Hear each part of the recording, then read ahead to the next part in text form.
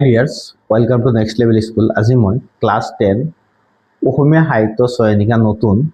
এই পাঠ্যপুথিৰ এটা কবিতা দৃশ্যান্তৰ এই কবিতাটোৰ পৰা কেন্দ্ৰৰ প্ৰশ্ন সচৰাচৰ পৰীক্ষাত দেখা পোৱা যায়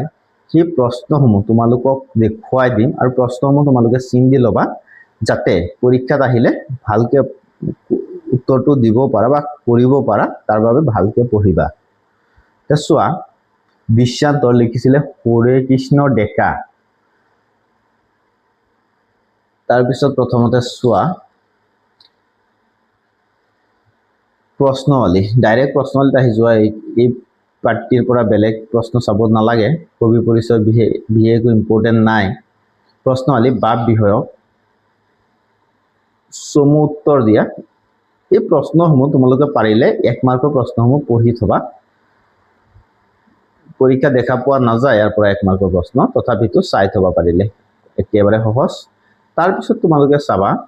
কোৱেশ্চন নং 2 টো চাবা হাতমহলীয়া গড়ৰ বাহিৰে ৰৈ থকা মানুহজনে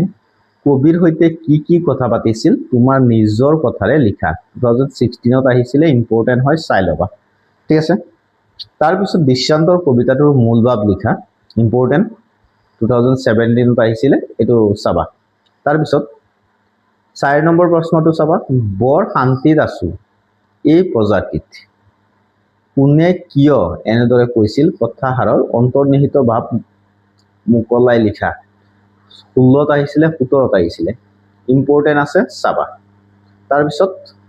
5 নম্বৰ কোৱেশ্চনটো চোৱা হেৰা অচিনাকি মানুহজন তোমাক কি লাগে হে ইয়াত কোনে কিয় কবিক এনেদৰে সুধিছে বুজাই লিখা 2018 ত আহিছিলে চাবা তাৰ পিছত আৰু এটা প্ৰশ্ন ইম্পৰ্টেন্ট প্ৰশ্ন 7 নম্বৰ ঠিক আছে 7 নম্বৰ প্ৰশ্নটো চোৱা দৃশ্যান্তৰ কবিতাটোৰ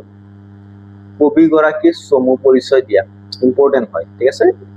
কবিৰ চমু পৰিচয় লিখি থবা ঠিক আছে তাৰ পিছত ব্যাখ্যা কৰা ইয়াৰ পৰা ব্যাখ্যা ইমান প্ৰয়োজন নাই চাব নালাগে তাৰ পিছত চাবা এইখিনি চালে হৈ যাব বাহা বিষয়কৰ পৰা বিপৰীত শব্দখিনি চালে চাবা একটাকৈ সমাৰ্থক শব্দ লিখা পাৰিলে চাই থবা এইখিনি ঠিক আছে